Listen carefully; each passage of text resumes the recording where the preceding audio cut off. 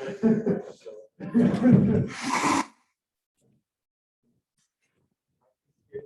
how to code to a loss.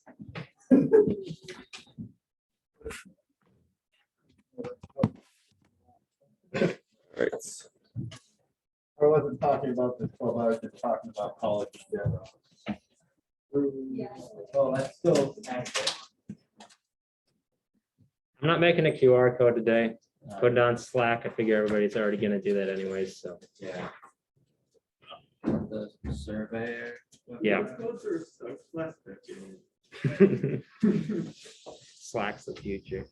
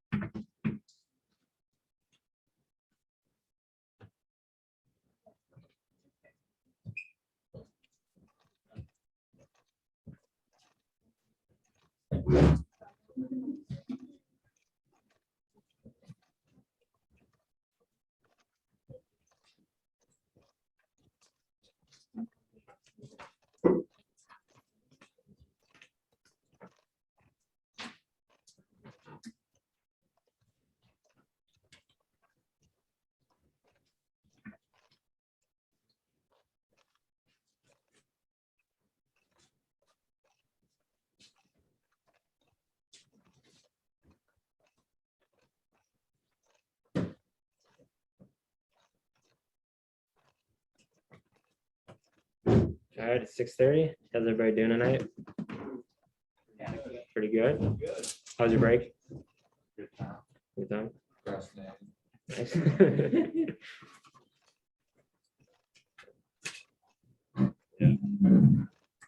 Tonight's meeting is gonna be a little different. We're gonna have who's still coming in? All right.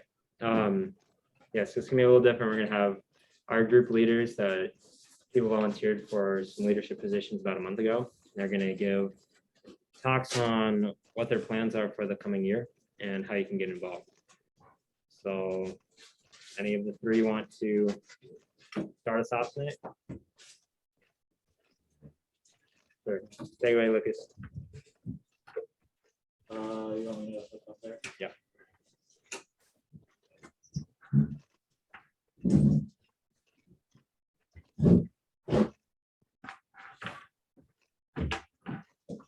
Work for my pizza. About time.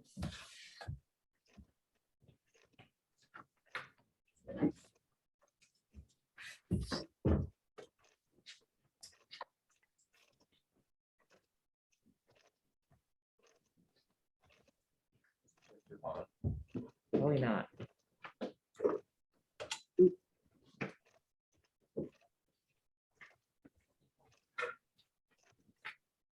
Probably just gonna start. Blinking at me.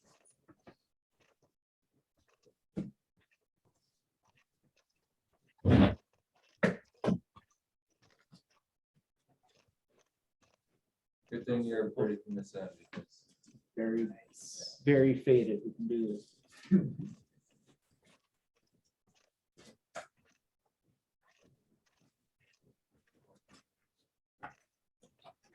So hardware, physical stuff. Currently, there are 2 people in the Slack channel for this, me and Zach. So that's quite the population. Okay. I have no idea what I'm doing. How many of you have built your own computer? Raise your hand. Not as many as I thought, actually. Well, I haven't.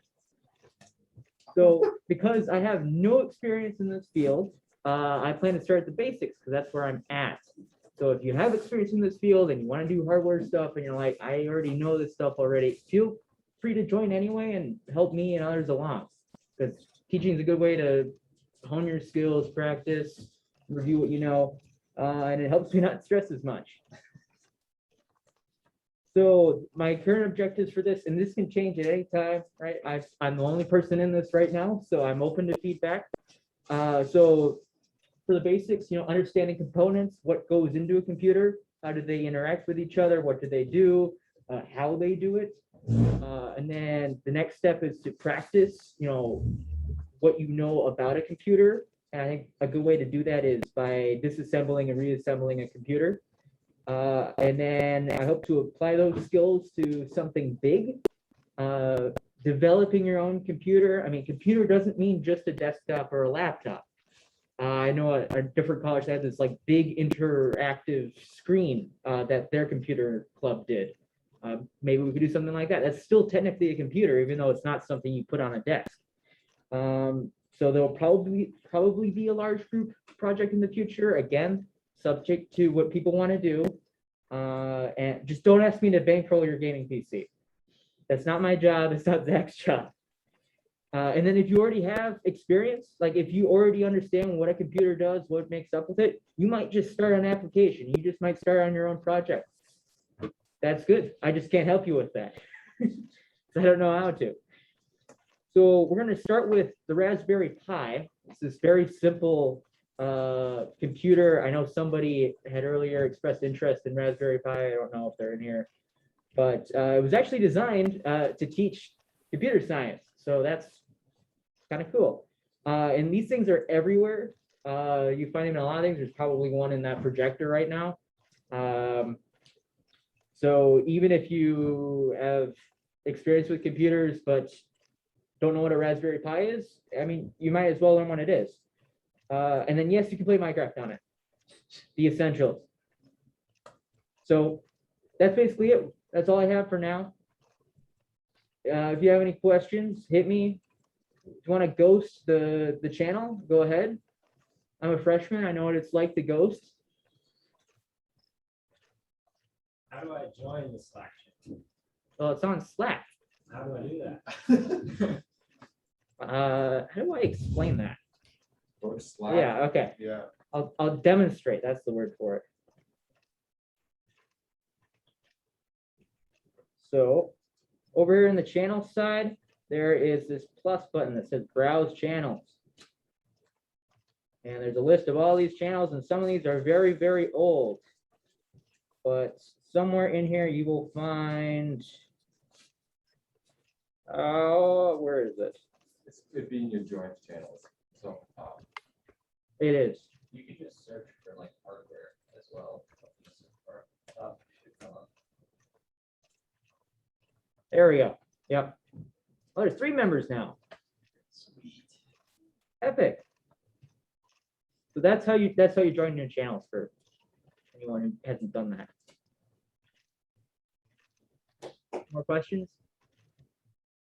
There's some stat that I can't remember what the exact statistic is, but if somebody has a question, there's like a very high percentage chance that somebody else in the room has the same question. So for their sake and your own, ask it. How deep are we looking to go with this? Because Raspberry Pi, very fun to mess around with as a basic thing. I think something that would be not super expensive, but kind of cool and still fall under hardware. Maybe we can make like a Pi cluster or something. We're probably not going to be doing any heavy like machine learning or anything on it, but that could be an interesting thing to use.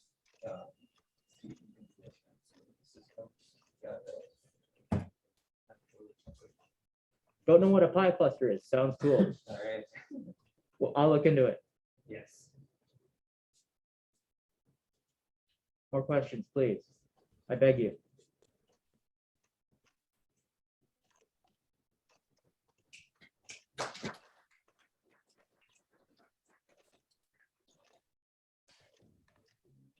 Adios. Good job with this. hope this works. I just installed Linux. I have no idea if everything will work on this, but we'll see.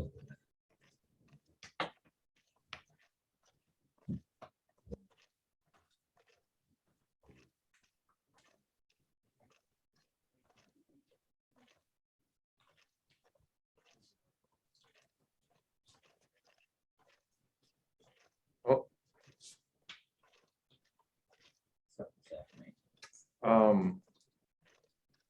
Change your screen mode to duplicate. how do I do that on this distro? No idea. Like display settings or something like that. Probably find it.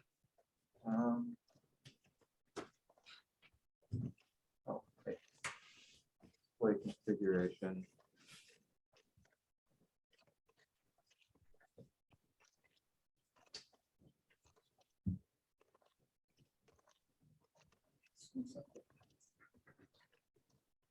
Gotta love it.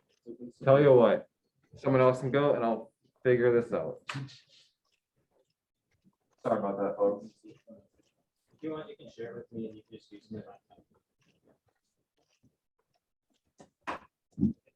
I don't know if it's just my laptop, but for my laptop, it's F6 or F7, one of the two too. It's like KDE Plasma on Linux, so it's like, Uh,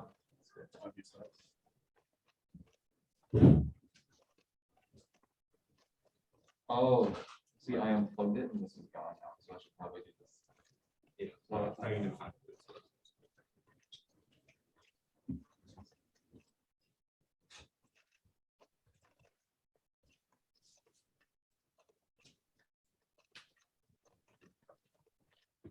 All right, cool. So my idea is for much more mundane than kind of the hardware stuff.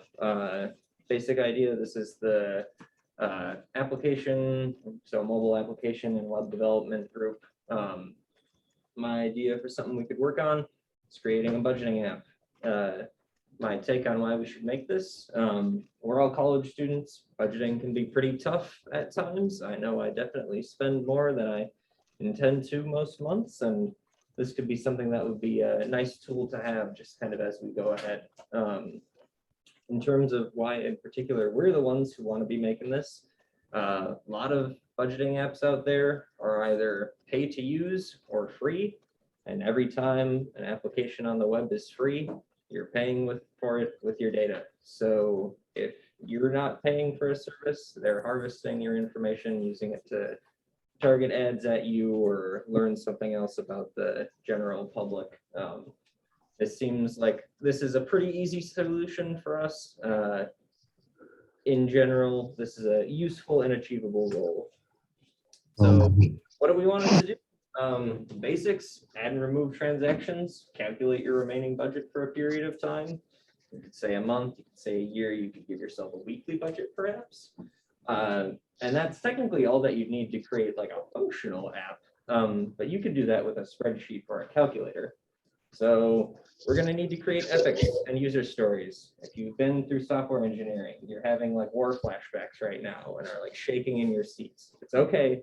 This is going to be going on over the course of like a year. So you don't necessarily have to worry about the half semester of time that you get to develop an app. The first task is create epics, collections of user stories, which I'll explain on the next slide, which can guide development. These are going to be really wide, overarching concepts and useful for categorizing smaller kind of user stories into chunks that can be worked on at a time. In terms of user stories, we're going to be thinking about what kind of features you want as a user or a developer.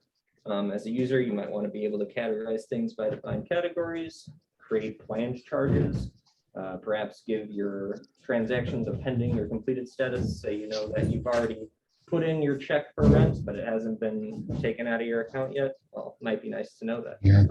Functions in the app, sort things, show categories separately. There's all sorts of ways you can mess with the data.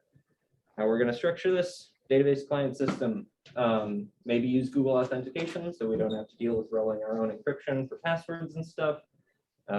We'll have access, or that'll also allow a user to access this data on either an app or on a website. So if you're on your computer, you can still access the same stuff as on your phone, for instance. Probably going to do this in Android. It's an easy platform to develop for. It's also 100% free, and then you can use the emulator if you don't have an Android phone. So why this is useful for you, pretty similar to what you'll do in software engineering, but very much lower stress level. You could run your own version of the software at home, develop the database further, add in extra features that you think we missed or that are particularly useful to you. This will also be kind of an introduction to Agile Scrum, which is a software development method that is used by a significant number of companies out there.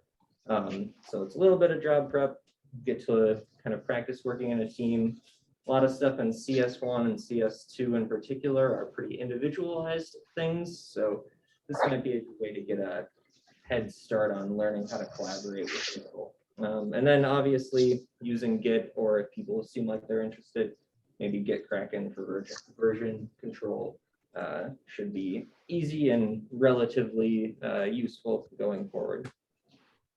So with the three main branches, we will be developing a database, mobile application, website. You can specialize into whatever you're most interested in, or just kind of float around between them.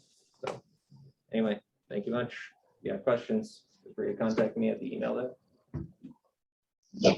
Or I suppose right now, if anybody has questions. But wonderful. Well, email's there, or you can contact me just at the back of the class if you need. So.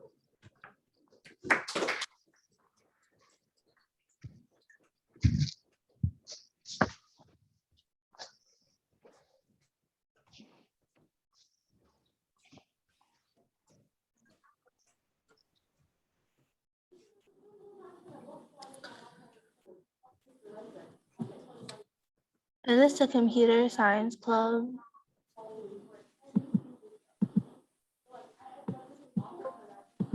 It says restaurant electronics, and like I'm on it, but it's not. I think there's a laptop screen. There's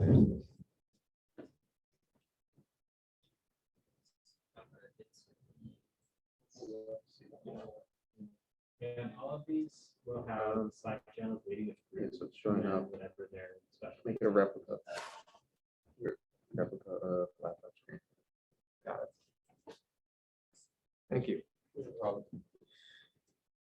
Okay, so I am Walker. I'm a sophomore here at UMD, and I am the 2020-2021 game dev project lead.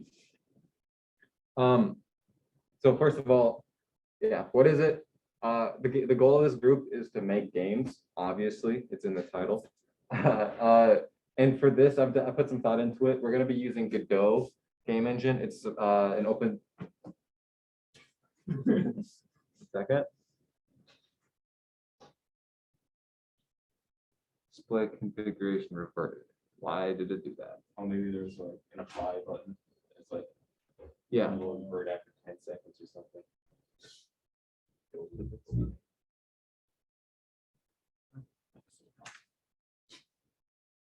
Okay, one sec.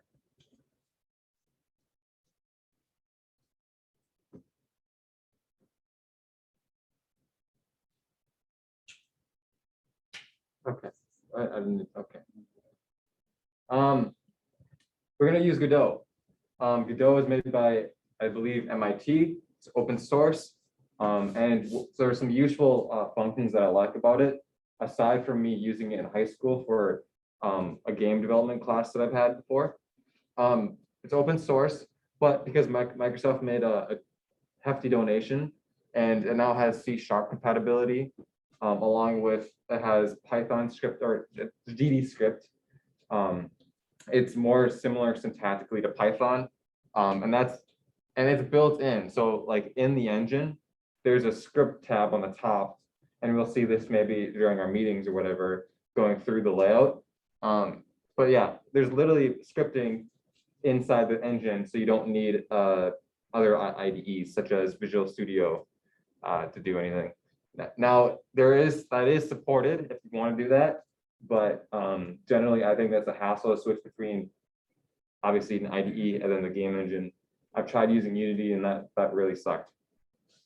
I'm gonna be honest. That was not fun. That's why I like Godot. Some goals of this group is to learn how to make games using an engine.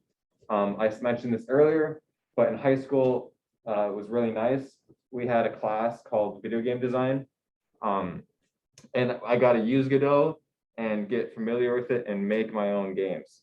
They were very simple. They weren't really that complex, but I learned the basics. And then after learning the basics, I got to be more creative with everything, right? Because it's like once you know the small part, you can build and build. we are gonna learn how to use Git. That is how I'm gonna be distributing all the assets. Okay, so I have made a Git repo on the enterprise Git that's what the school gives us. And we'll be forking, you guys will be forking and pulling, making pull requests on that repo to get the assets for projects that we'll be making. Or if you want to go a step further, if you already know what you're doing, there's online sources where you can get free assets, but you do have to be careful because aspect ratios and stuff like that. We'll be trying to learn C# or GD script, which is more similar to Python. I mentioned that earlier. So in CS1 and 2, we're using C++, and then later Java. So I think C# will be easier for us to learn. If you want to learn GD script, they have great documentation for that, and there's a lot of guides online for GD scripts, particularly. But C# is what we're going to be trying to use. And then everything in Godot and game making is an object.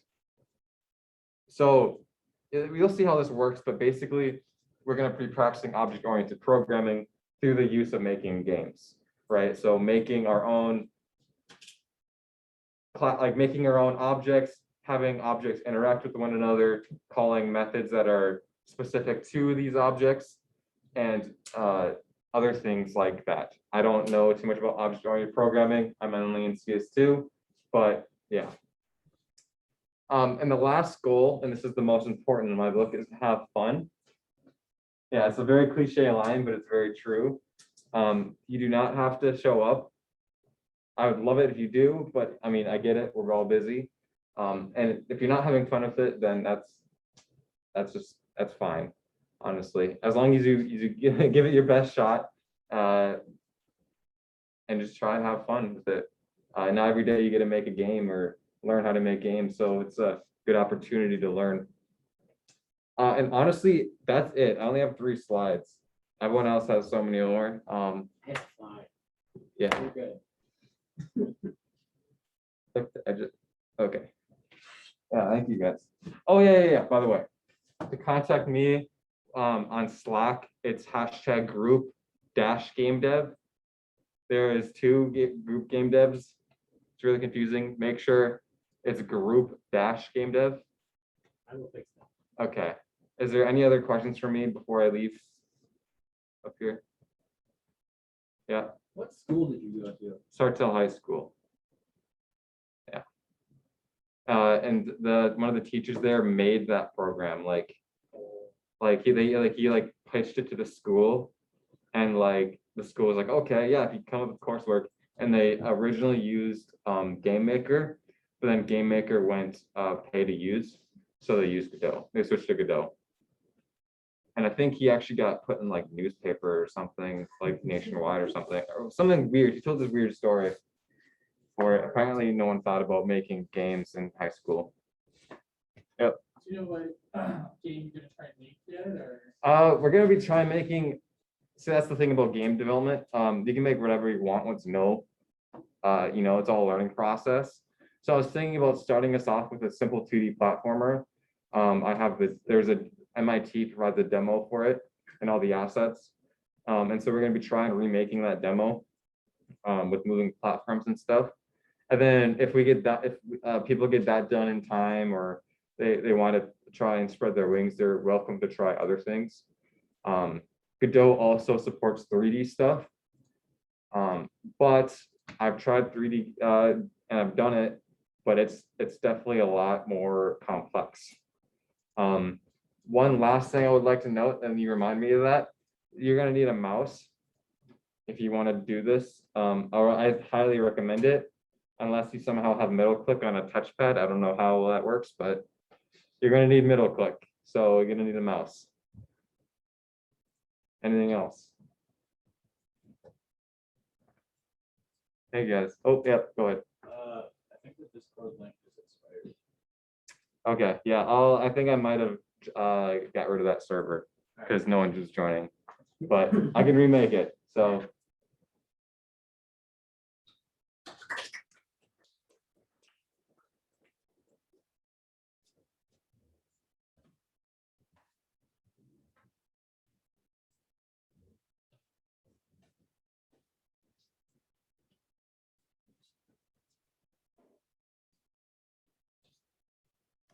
Thank you for those presentations.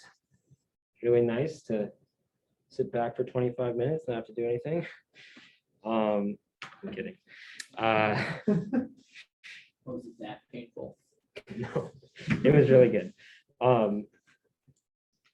And there's one more group. I know I talked about at the beginning of the year. We still haven't got our funding yet. So a group, career prep. I'm not gonna go deep into it again because I'm sure you've all heard my talk on it, but we're gonna have people get discounted leak code premium and just work on leak code problems mostly, and practice some basic interview prep. We don't have the funding yet, so we can't actually get you the discounted at the moment, but hopefully by the end of the month, we'll be able to get that hooked up for you. And just want to reiterate all of these. If you search group up here, they should all come up. So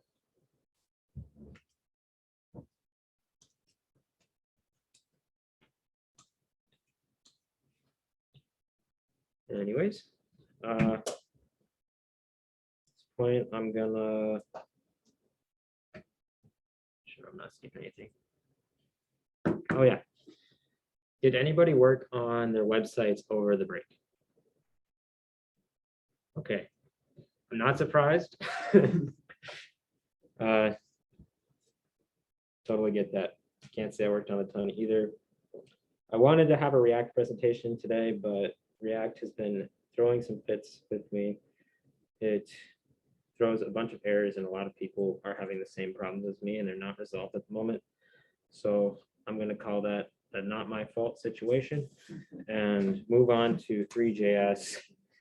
And I don't have a nice presentation or a very organized presentation like I've tried to have in the past. So we're just going to go through an actual program that I wrote recently.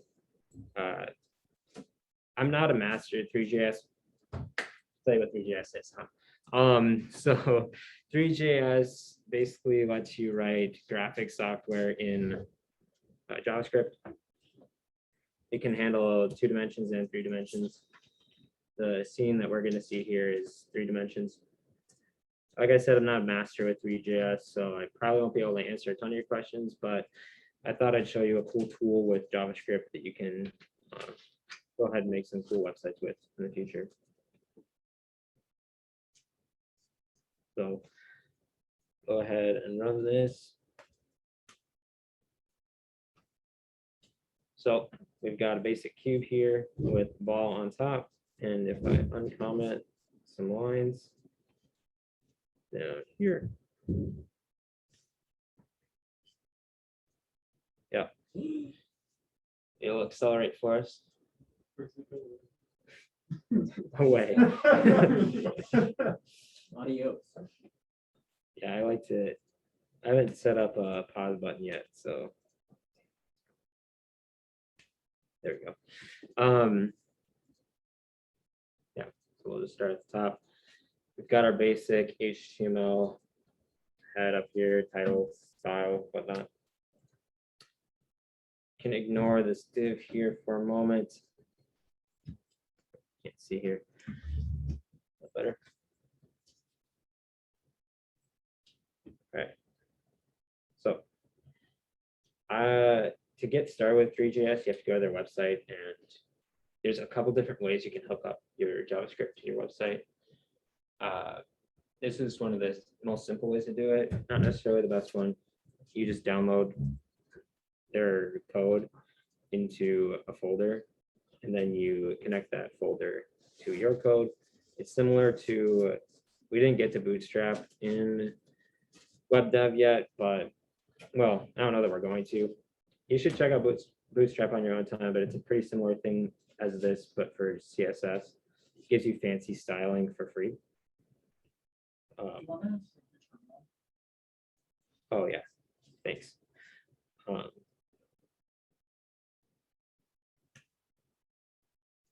No better. Yeah, so this gives us all of this code for free. I didn't write any of these classes. We're just using them from this Three.js file. So how you start off with most software graphics scenes, you have to set a scene, and that is basically just saying there's going to be objects in this area. And then you need a camera so that you can actually see into that area. And I'm a pretty big noob with Three.js, so I don't remember what all of these are, but if you're interested, you can go to Three.js's library, documentation, perspective camera, and it'll tell you field of view, aspect ratio, near, far. So the near is basically saying how far can I put my hand to my face before it disappears. So obviously for us, it's 0, but in graphics, you could have it where if you move your hand here, it suddenly disappears because you don't want to see that. Exactly. And likewise with far, we can see a long ways and then it just kind of disappears. You can make objects just clip at the edge. So let's say I wanted only an arm's length on my camera here. If I was viewing it this way, well, this much of the faucet is just not going to be seen. All right. These two impact the fisheye sort of effect of the camera. If you've ever seen GoPro footage, it looks kind of curvy because it's super wide angle. You can adjust how that looks. When that ball went to the side of the screen, it got kind of stretched. That's because of these settings here. So then we're going to go ahead and place the camera in the Y position at 10. So everybody know Cartesian coordinates. Okay. Then we need a renderer. So there's a couple different ways you can render graphics scenes. There's rasterization and ray tracing. This is going to be a rasterizer, and what a rasterizer does is it goes over every pixel on the screen and says, I'm gonna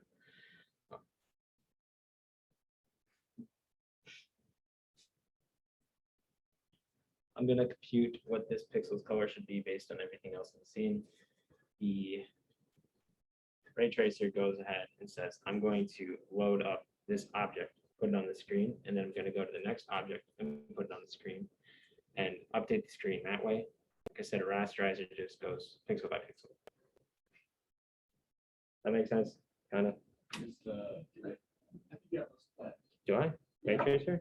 So rasterizer, usually it's working with like triangles and behind the scenes we'll do like triangle sorting. Oh yeah. And say these are the pixels, whereas the ray tracer will go pixel by pixel and then shoot out an imaginary beam of light that bounces around, and then if it's a light source, it's what the color. There's like a lot of. Yeah.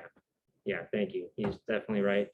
I took graphics last semester, so I should know, but a bit rusty. That makes sense, though. Okay.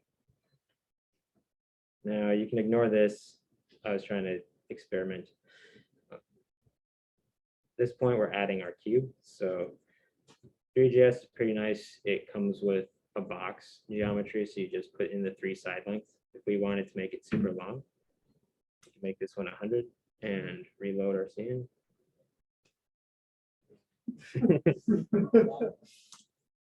That's obviously ugly, so we're not gonna do that.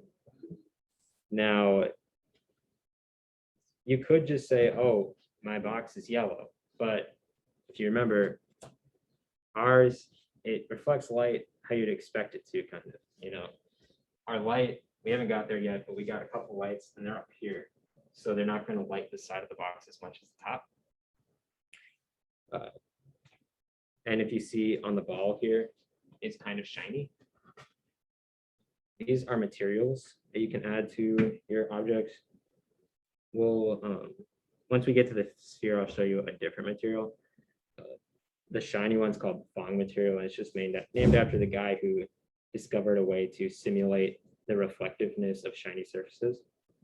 It's not actually computing, oh, this is the light ray and it's going to bounce off. You could do that, and that would be very computationally expensive. This is just basically a cheat and saying, this is what it should probably look like. I don't know if that's actually what it's going to do, though. That's basically all Fong's saying. And then the mesh, this is where we have a bunch of triangles. And we're giving it our geometry here, and we're giving it material here. That's the two arguments that the mesh takes to build itself. And then we gave it a position for it. All these start at 0, 0, 0. Circle here is not in the scene, so we can ignore that for now. White, we've set it to white, but we can change the color here. It's just a hex color. We're changing the position, and we're adding to the scene. Same thing here. Sphere, it's all pretty similar stuff to before, except with the sphere geometry, it will not be as round depending on what variables you give it here. Can't remember which one you have to change.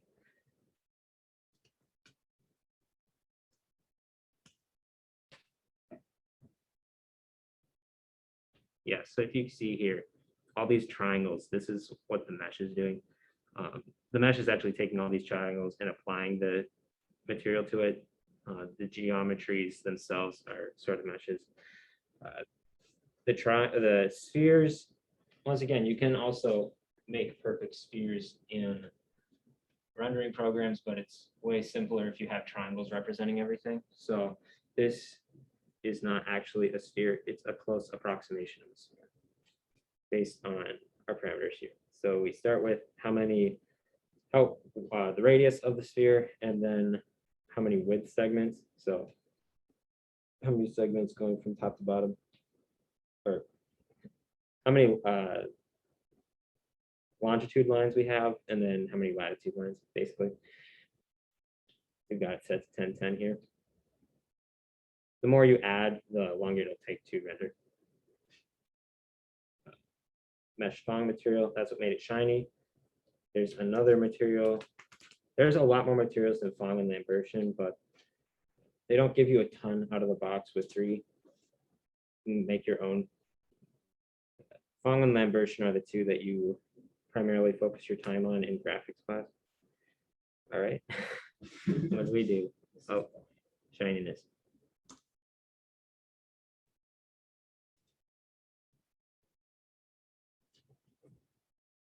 All right.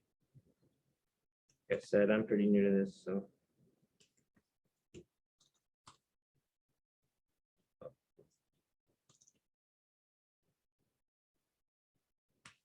Oiled it. So now it's not shiny anymore.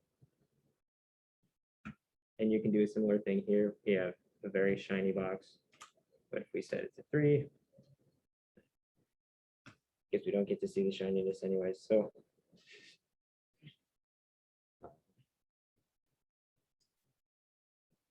move our sphere up.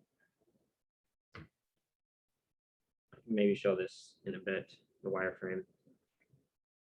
And the line, okay, this is all for the wireframe. These two add our sphere and our cube to the scene. Move our camera's Z position, and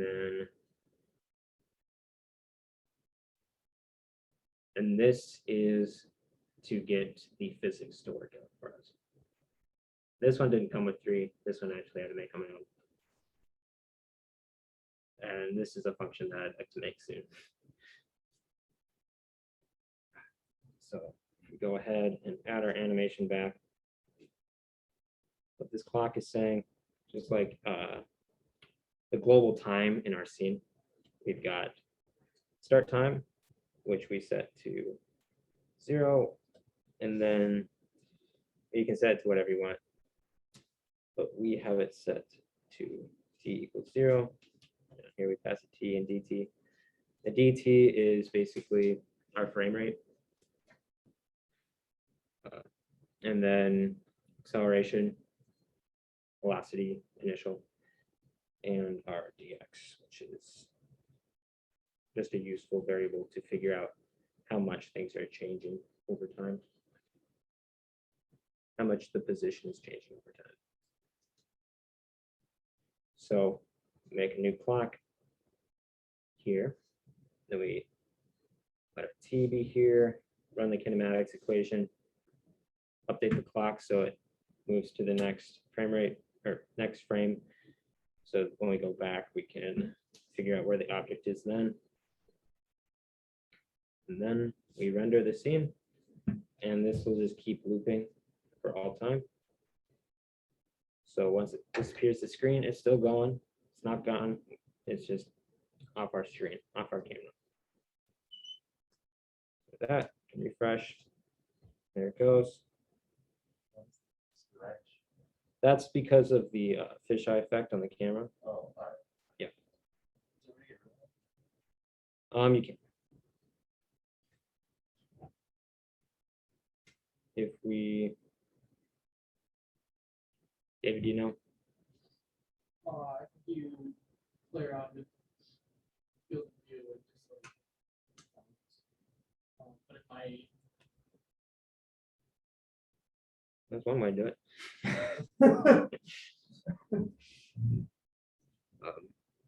You definitely can, like I said. Is the FOV non-stable?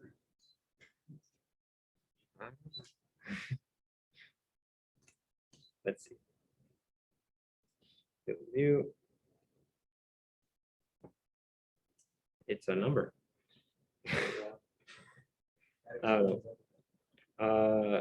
Yep, degrees. Isometric. No isometric, but it does have the try the default value.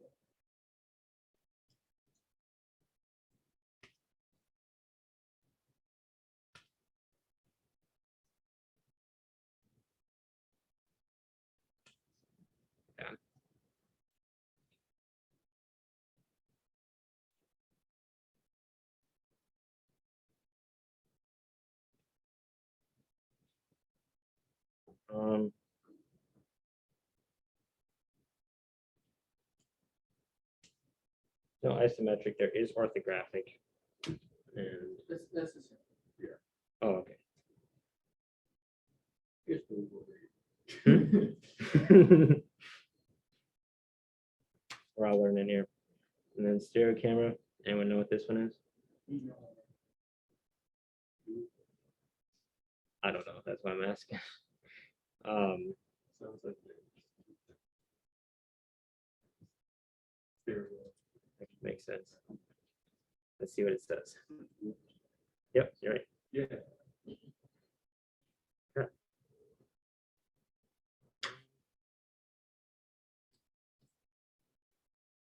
We can look at the wireframe here.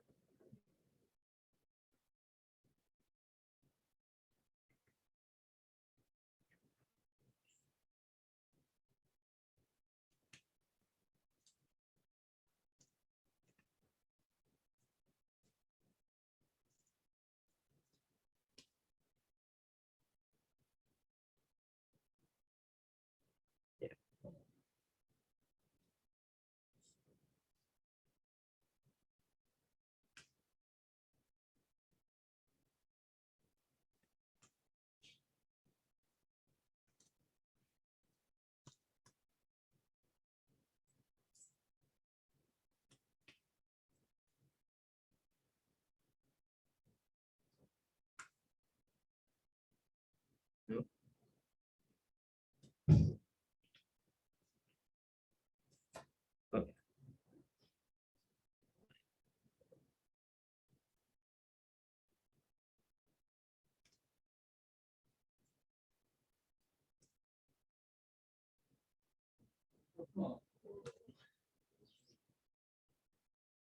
seem to know.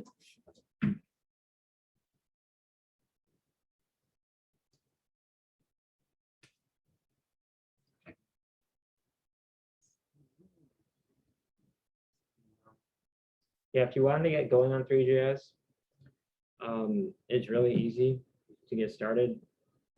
I have probably put about maximum 2 hours into this, and I don't know, it's pretty fun. I would definitely recommend it. I'd like to keep looking into this and then make some cool looking websites with it. So they're more interactive educational elements. We'll see what happens. But I got my dream of creating like a little bouncing logo. Mhm. There you go. That's something in the corner. We can take a look at some of the examples.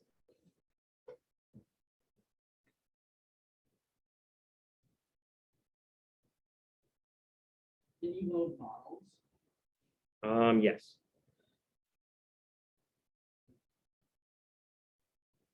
Is that clipping I was talking about?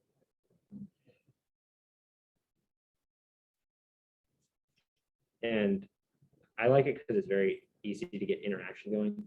I don't have that going yet, but if you look at the code here, it's really not that complicated.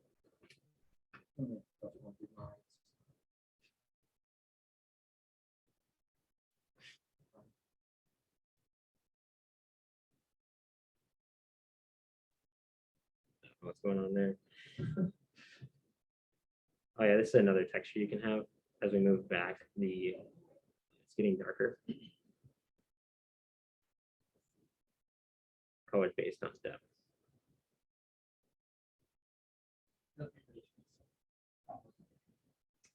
Yeah, it definitely can do ray tracing. It can do both of them. I know that. And as you keep doing models like this, your computer will probably heat up. Thanks for the warning. Can you write triggers or anything? Yeah, you can do a bunch of stuff. It's basically just a convenient way to use WebGL. So if you can use WebGL, you can do whatever you want.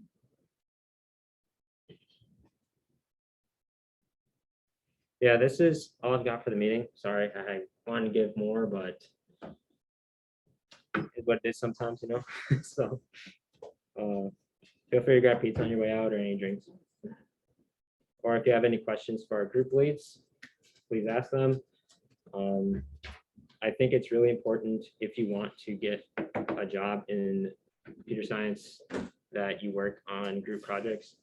I have a lot of experience on the rocketry team, and even though none of those projects were coding based whatsoever, those were the things they were most interested in my interviews this time. I have my own independent projects and those were interesting, but they want to hear about how you work on teams. So if you can get projects that are actually relevant to the field, that's a really big boost. Yes. I just got very quick, Three.js has bindings in a lot of other languages as Mhm. well. So it might not be rendered in your browser, but pretty much default like Java. I know there's a Rust interface. Oh, really? for it. Yeah, so you don't feel like writing JavaScript, but you like the interface. Just probably fine. Sweet. Thanks. All right. Have a good night.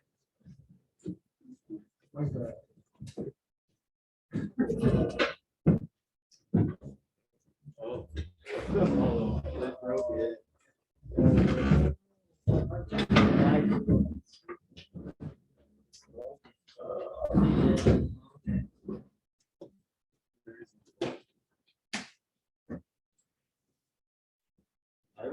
I was gonna ask you if I have WSL correctly, because I downloaded that and figured that out. But now I'm just curious to see if I have like everything set up right. Yeah, So take a I look. can, like walk through stuff. I thought I had it right, and then I realized I didn't, and then I just kind of. Yeah. I used like the link that you sent out on like one of like the first one that we actually did coding stuff. So then I